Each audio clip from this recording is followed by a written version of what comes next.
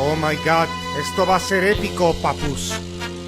En el primer capítulo de Daredevil Born Again, Foggy, Matt y Karen salen de su despacho de abogados. Los tres ahora son socios, como lo que habíamos visto al final de la tercera temporada de Daredevil. Como lo solían hacer, van a Josie's, donde vemos que Foggy coquetea con Kirsten McDuffie. Kirsten McDuffie en los cómics era la asistente fiscal de distrito que por algún tiempo anduvo con Matt y que luego fundaron su propio despacho de abogados. En las noticias hablan de los vigilantes de la ciudad, donde vemos un video de White Tiger, que en los cómics es un vigilante que usa un amuleto mágico, el cual está asociado al dios tigre, y este amuleto le da poderes especiales. De pronto Matt escucha una conversación que Foggy tiene afuera del bar, y creo que lo hicieron de una forma muy creativa. La imagen se distorsiona en un gran angular, pero también la relación de aspecto de la imagen cambia. Luego, cuando volvemos con Foggy, se comienza a cerrar, y es que un cliente le pide ayuda. Dice que van tras de él. Matt se pone el traje de Daredevil y va hacia el cliente, pero luego escucha al cliente hablando con Foggy, pidiéndole perdón, pues todo fue parte del plan del ex agente del FBI, Benjamin Poindexter, o Bullseye, quien tenía la intención de matar a Karen y a Foggy. Primero le dispara a Foggy, y cuando se acercaba para dispararle a Karen, Matt llega y comienza a pelear con él en el bar. Karen intenta salvar a Foggy, tratando de evitar que pierda sangre. Daredevil y Bullseye siguen peleando, pero este sigue matando a otras personas en el bar. Llegan a la azotea, pero Foggy está muriendo. Daredevil le sigue dando una paliza a Bullseye, pues el enojo hace que Matt deje de contenerse, a tal grado de que cuando Foggy muere, Daredevil avienta a Bullseye del edificio. Tenía toda intención de matarlo. Matt, desesperado, se quita la máscara. Cherry, un detective de la policía que se está retirando, llega a la azotea en ese momento, dándose cuenta que Matt es Daredevil. Abajo, aunque parecía que Poindexter estaba muerto, resulta que sobrevivió a la caída. Y una posible razón de esto es que al final de la tercera temporada, Bullseye se somete a una operación algo peligrosa para reparar su columna, la cual había quedado severamente dañada por Kingpin. Pero esta operación implicaba que su columna y quizá otros huesos fueron reemplazados por titanio o algún otro metal. Ahora, otro punto importante de que Bullseye haya matado a Foggy es que en los cómics Bullseye mata a Karen. Para la serie hacen este cambio, quizá para que no fuera tan predecible, pero el chiste es que los escritores por alguna razón decidieron deshacerse de estos dos personajes. Matt tira el casco de Daredevil, dando así a entender que tras este evento ha renunciado al manto. Y de ahí damos un salto a un año después, donde se revela que tras la ausencia de Kingpin mientras se recuperaba del balín que le metió su hija adoptiva Echo en el ojo, su amada Vanessa Fix tomó su lugar como líder de la mafia de Nueva York, quien ahora se codea con criminales como las 5 familias también conocidos en los cómics como Maya, o sea un sindicato criminal compuesto por diferentes familias que no son amigas pero están dispuestas a cooperar entre sí, entre los cuales están los Manfredi vistos en esta escena eliminada de Spider-Man Far From Home, y la familia del villano Hammerhead entre otros brutos, cuando de repente... La reunión es interrumpida por su esposo Kingpin, a quien aún le tiene respeto ya que cuando entra todos los miembros de las 5 familias abandonan el lugar. Quítate el sombrero en señal de respeto. Cargo el cual le confiesa que durante su ausencia su equipo de trabajo lo ayudó con su nuevo sueño de ser alcalde, y ahora que tiene 25,000 firmas a su favor llegó el momento de presentar su candidatura.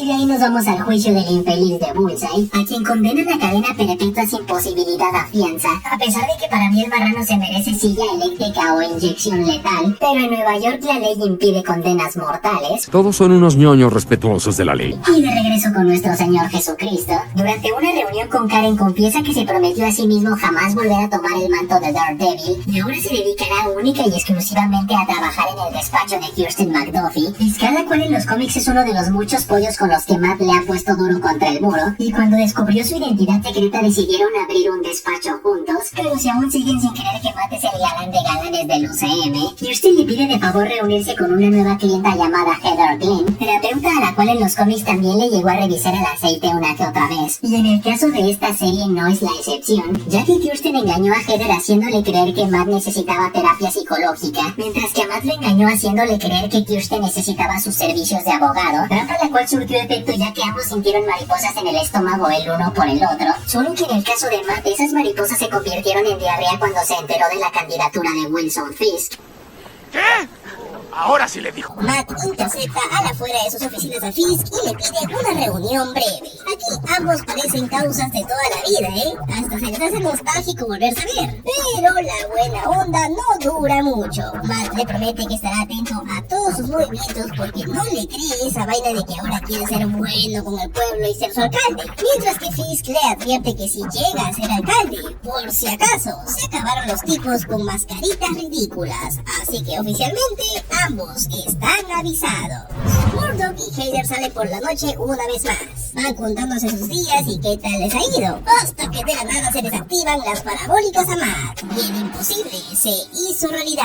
Wilson Fisk ha ganado las elecciones y ahora será el nuevo alcalde de Nueva York. Si Miss Kings, el pueblo entra en caos. Todos saben que esto será un desbande real. Así que mientras Fisk admira su nuevo logro hacia abajo, Matt Murdock entiende que muchas cosas están por cambiar. Ya es oficial, Fisk es ahora el alcalde. Incluso ganó por una aplastante mayoría a pesar de sus muchos detractores. Independientemente de que si Fisk es el hombre cambiado que dice ser o no, todavía alberga un amargo resentimiento hacia los super, ya que en su primer discurso a la nación le metió su chiquita a Punisher, Spider-Man y Daredevil. No los quiere ver en la ciudad. En otro lugar, durante la vuelta de la victoria de Fisk en la víspera de Año Nuevo, un transeúnte llamado Héctor Ayala presencia como un hombre es golpeado por dos matones en el metro. Ayala interviene y reparte chocolate a los criminales, aunque cuando se defiende, uno de estos termina en los rieles del tren. El otro apunta con un arma a Ayala y se identifica como Tombo, revelando que Ayala no evitó un robo, sino que enfrentó brutalidad policial. Mientras Murdoch andaba en los pasillos de la estación, escucha como a Ayala los policías le están dando duro. Esto hace que Matt pida una cita rápida con él, y pues no necesita mucha ciencia para darse cuenta que están acusando del pobre hombre. Matt en un minuto se presenta como su nuevo abogado, pero quiere que le diga todo. Héctor le cuenta lo que pasó, que no coincide con la historia de los policías, pues ellos omitieron que los policías encubiertos están golpeando a otra persona, pero aún así Matt detecta que Héctor está ocultando algo. En un puente hay mucho tráfico, pues había un agujero. Fisk se baja de su auto y ordena que lo sellen. De esta forma, mejorando su imagen, pues da la impresión que sí está trabajando. Matt y Kirsten llegan a la audiencia de fianza de Héctor, y quien está representando la fiscalía es el fiscal Hawk, que en los cómics llegó a ser jefe de Matt cuando Matt trabajaba en la fiscalía, y digamos que no le caía muy bien. El juez rechaza dejar a Héctor en libertad bajo fianza, pues el crimen de matar a un policía es muy severo. Bibi Urich luego tiene una reunión con Wilson Fisk. Él dice que su tío era muy buen periodista, y aquí un dato importante a recordar es que Fisk mató a Urich. Heather, la casi novia de Matt, está teniendo una firma de libros. Entre los asistentes se encuentra este sujeto, cuyo verdadero nombre desconocemos, pero se trata de Muse. Este va con Heather queriendo ser su paciente, pues necesita ayuda, y otra persona que quiere que le firme su libro es Buck Cashman, un asociado de Fisk. Al día siguiente, Fisk va al funeral del policía que murió en la estación de metro y se reúne con el comisionado Gallo. Este le hace saber que está en contra de Fisk. Quiere asegurarse que no dure mucho como alcalde. Kirsten y Cherry van a visitar a la esposa de Héctor, y mientras ella se queda en la cocina, Cherry comienza a investigar, encontrando el disfraz y amuleto de White Tiger. Matt va con Héctor y le dice que sabe su secreto. Héctor dice que alguien tiene que defender a la ciudad, sobre todo ahora que Daredevil ya no está. Gallo va con Fisk a entregar su renuncia, pero Wilson lo chantajea con la fotografía de una mujer y un niño. Al principio parece que los está amenazando, pero más bien parece que ese niño es su hijo ilegítimo. Gallo decide quedarse para que ese secreto no sea revelado. Matt le dice al juez y al fiscal la verdad acerca de Héctor, con el propósito de que esa información no sea revelada en el juicio, pues no tiene relación directa con el caso. El fiscal obviamente supone, pero el juez acepta la petición de Matt.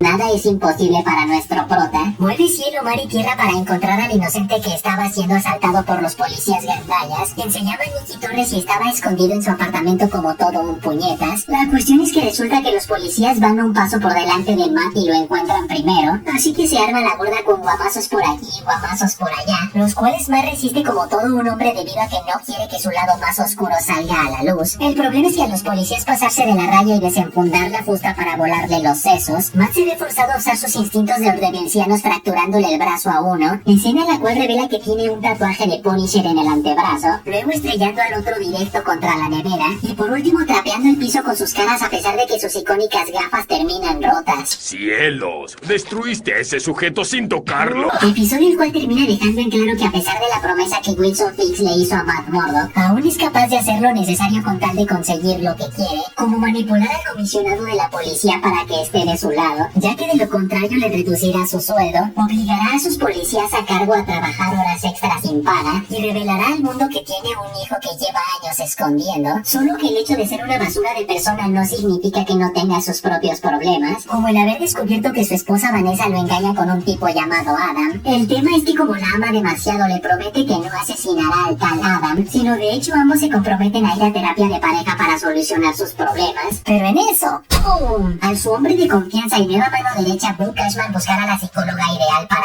ellos, quien por cierto en los cómics es un agente del gobierno que de vez en cuando realiza misiones encubiertas como mercenario, y quien técnicamente viene a ser el sustituto de su anterior mano derecha, Wesley, quien fue asesinado a tiros por Karen, el amor de mi vida, Paige. Resulta que el pibe eligió como terapeuta de su jefe nada más y nada menos que a Heather Glenn, o sea el nuevo pollo de Matt, por lo que esa compa ya está muerta, nada más no le han avisado. Esta calavera significa ¡peligro! Bueno, me voy a trabajar. ¿No saben que voy a salir temprano para tomar el paseo de la cervecería? Llego a las 9 y salgo a las 5, como siempre. No sospechan nada. Bueno, vamos al trabajo.